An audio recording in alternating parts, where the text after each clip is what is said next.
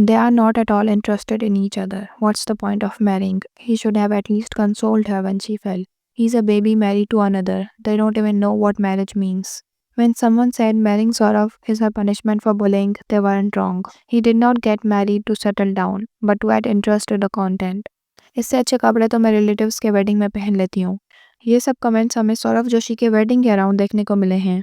And such बताऊँ तो सौरव जोशी के वेडिंग के व्लॉग्स देखकर मुझे सबसे पहले जो फीलिंग आई वो ये थी कि ये शादी किसी नॉर्मल कपल की शादी लग ही नहीं रही। यहाँ वो वार्मथ, वो केमिस्ट्री, वो इमोशंस बिल्कुल मिसिंग थे। ऐसा लग रहा था कि शादी एक सेलिब्रेशन नहीं बल्कि एक रिस्पॉन्सिबिलिटी हो जो बस पूरी करनी है। दोनों के एक्सप्रेशंस इतने ब्लैंक और फोर्स लग रहे थे कि व्यूवर्स को देखने में ही ऑकवर्ड फील हो रहा है, क्योंकि ये दोनों इंटरेस्टेड लग ही नहीं रहे थे अपनी शादी में। बस ऐसा लग रहा था कि जैसे इन्हें जबरदस्ती बिठा दिया हो। शादी वो मोमेंट होता है जहाँ दो लोग एक दूसरे के साथ नेचुरली कंफर्टेबल और एक्साइटेड नजर आते हैं, लेकिन यहाँ तो दोनों बिल्कुल स्ट्रेंजर्स जैसे बिहेव कर रहे थे।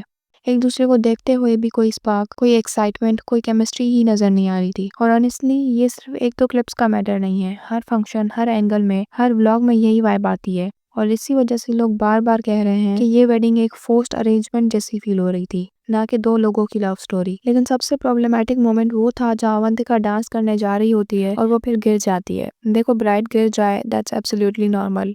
लहंगा हैवी होता है, बंदा नर्वस होता है, तो ब्राइड गिर जाती है, कोई इतना बड़ा इशू नहीं होता। लेकिन इशू ये है कि जब वो गिरती है तो सौरव उसकी हेल्प करने के लिए उठता भी नहीं है। आई मीन आपकी पार्टनर गिर गई है, उसकी हेल्प तो कर लो, पर नहीं, वो वहीं बैठा रहता है। चलो वो भी एक्सेप्टेबल होता है क्योंकि 3-4 सेकंड की क्लिप होती है तो उसमें इतना कुछ देखने को नहीं मिलता, तो हम 3-4 सेकंड की क्लिप से किसी को जज नहीं कर सकते। लेकिन ना सौरव ने हेल्प की बल्कि उसने वो एम्बैरेसिंग क्लिप खुद ही व्लॉग में डाल दिया। अवंतिका ने ऑलरेडी हैवी ड्रेस पहना हुआ होता है, वो गिर जाए, वो ऑलरेडी खुद को एम्बैरेस्ड फील कर रही होती है और फिर उसका हस्बैंड ही वो मोमेंट मिलियंस ऑफ लोगों को दिखा दे। मतलब वाई? क्लिप ट्रिम करना 2 सेकंड्स का काम था, it was a simple cut. लेकिन instead of supporting his wife और protecting her dignity, he literally made sure कि पूरी दुनिया उसकी वाइफ का फॉलिंग मोमेंट देख ले। और फिर बाद में जब अवंतिका बता रही होती है कि मैं गिर गई, मुझे हाथ में लग गई, मुझे समझ नहीं आ रहा था हंसूं या रोऊं, उस वक्त सौरव को उसको कंसोल करना चाहिए था, लेकिन सौरव ने एक वर्ड तक नहीं बोला और सीधा टॉपिक चेंज कर दिया। नया दूल्हा नॉर्मली पूछता है आर यू ओके, कहाँ लग गया, it's okay, don't feel bad,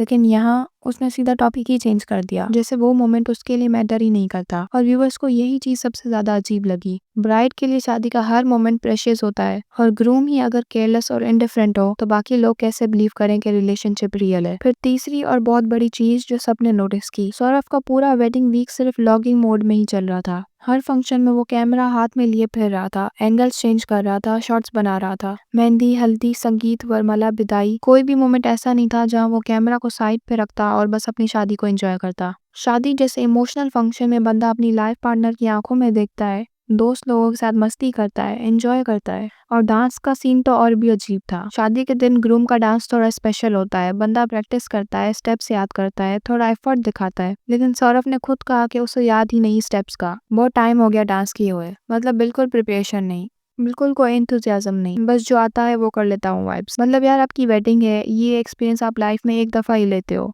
थोड़ा तो इंटरेस्ट दिखाओ, थोड़े तो एफर्ट्स पुट करो, ब्राइड को स्पेशल फील करवाओ। लेकिन सौरव का सारा ध्यान तो सिर्फ व्लॉग बनाने में ही होता है। और अब बात करते हैं सबसे वायरल क्लिप की, स्टेयर्स वाला मोमेंट। नॉर्मली शादी में जब ब्राइड हैवी लहंगा पहनती है तो ग्रूम नेचुरली उसका हाथ पकड़कर सपोर्ट देता है। ये एक जेंटलमैन बिहेवियर होता है कि दूल्हा अपनी दुल्हन का ध्यान रखता है। लहंगा हैवी होता है तो लड़का लीड करता है, लेकिन यहाँ तो सीन उल्टा ही है। अवंतिका आगे चल रही थी, वो सौरव का हाथ पकड़कर उसको नीचे ला रही थी, जैसे अवंतिका ग्रूम हो और सौरव ने लहंगा पहना हो। ब्राइड को सपोर्ट मिलना चाहिए होता है, लेकिन यहाँ ब्राइड ही ग्रूम को लीड कर रही थी। जैसे कि आप ये सब कमेंट्स पढ़ सकते हो। सौरभ भाई तो रेड फ्लैग निकले, while she is holding his hand and getting him down। Stair से उतरते वक्त लड़की हाथ पकड़ रही है लड़के का, दुल्हन सौरभ है क्या? और ये सिर्फ एक क्लिप नहीं था, मल्टीपल मोमेंट्स में यही डायनेमिक दिख रहा था, जो लोगों को और भी अनकंफर्टेबल लगा। हल्दी फंक्शन में सौरभ के जूते, अवंतिका के बाल, नो मेकअप लुक, लोग हर चीज पे कमेंट कर रहे थे। जैसे कि ये कुछ कमेंट्स आप देख लो, लड़की के बाल ऐसे क्यों हैं? All that money and this is what they wore. He is wearing pink shoes.